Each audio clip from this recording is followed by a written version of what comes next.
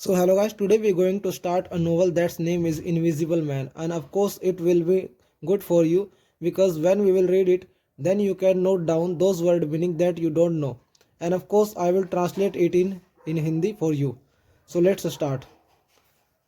It was a winter day in February, in the last snowfall of the year. यह एक फरवरी का ठंडा दिन था, the last snowfall of the year, और साल की एक आखिरी बर्फबारी. अ मैन रीच्ड, एक इंसान, रीच्ड मतलब पहुंचता, पहुंचना, ये सेकंड फॉर्म है तो पहुंचा. ब्रम्बल हर्स्ट रेलवे स्टेशन, यानी कहाँ पहुंचा, ब्रम्बल हर्स्ट रेलवे स्टेशन पर पहुंचा.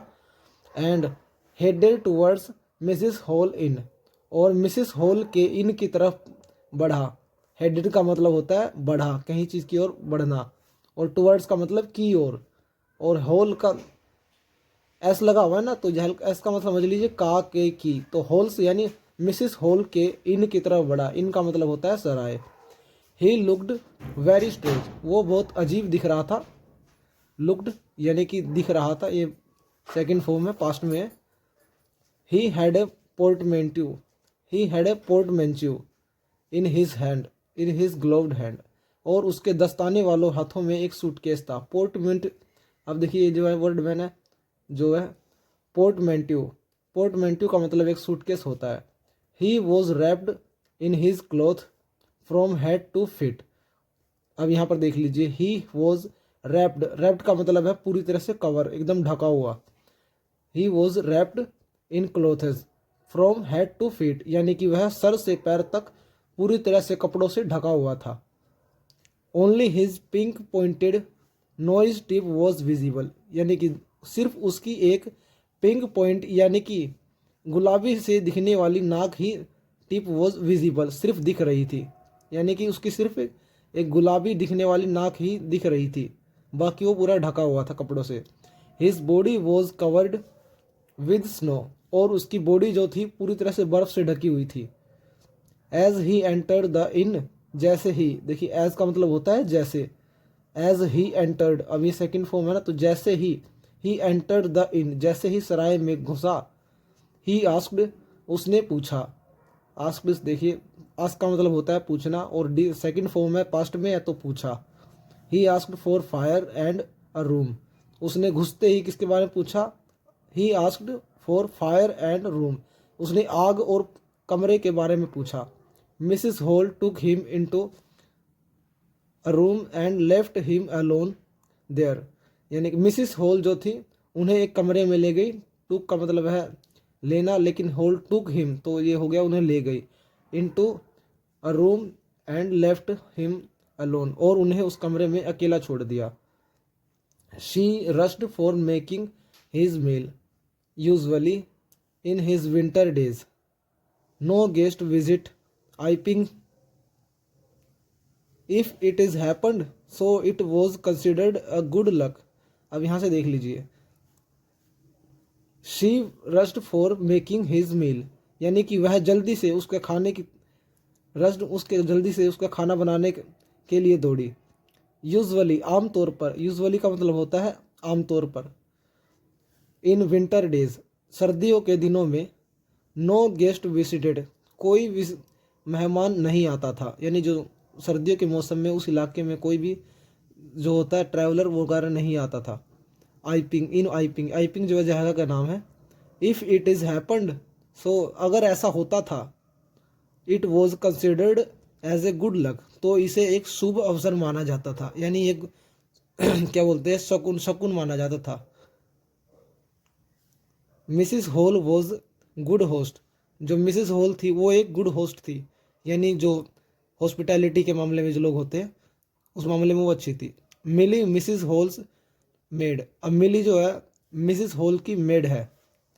मिसिस हॉल्स, हॉल्स यहाँ देख ली का की क्या होता है, इसका मतलब जहाँ एस लग जाता है.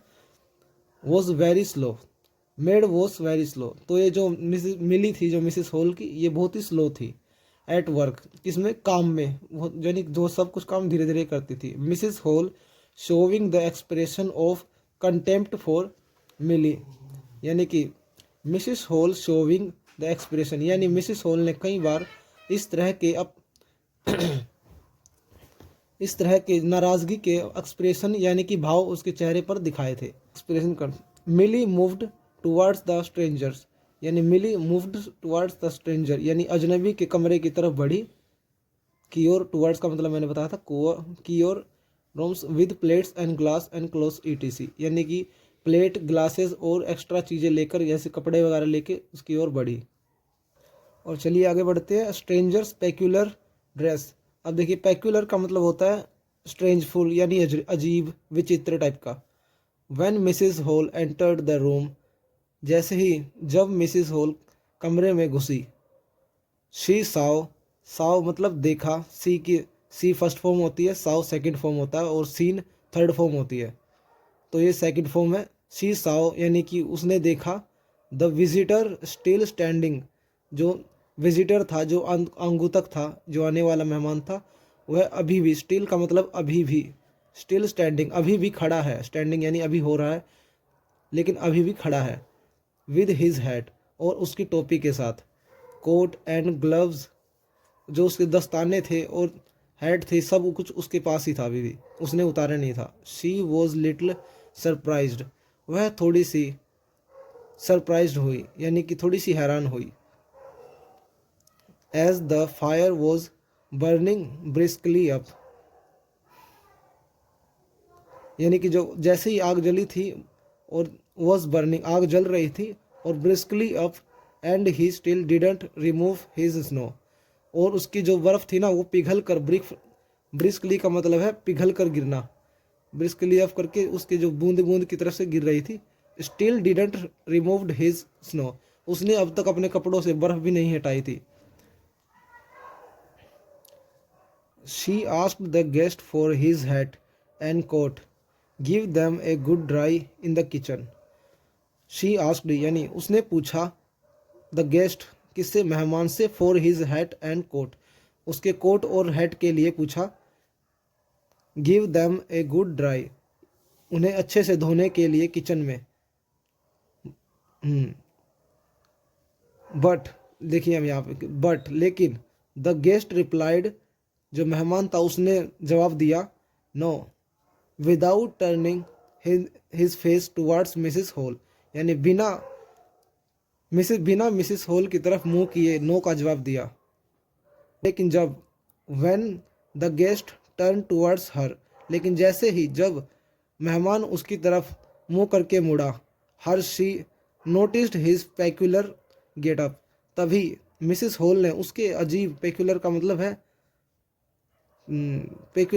है अजीब, अजीब गेटअप का मतलब वेशभूषा, उसकी वेशभूषा को नोटिस किया। Mrs Hall left the room, और मिसिस हॉल ने कमरा छोड़ा, कि नहीं। The snow was still falling, बर्फ अभी भी गिर रही थी। Snow was still falling outside, बाहर अभी भी बर्फ गिर रही थी। When she return with his meal, जब मिसिस हॉल यानी मिसिस हॉल खाने के साथ लौटी। The guest was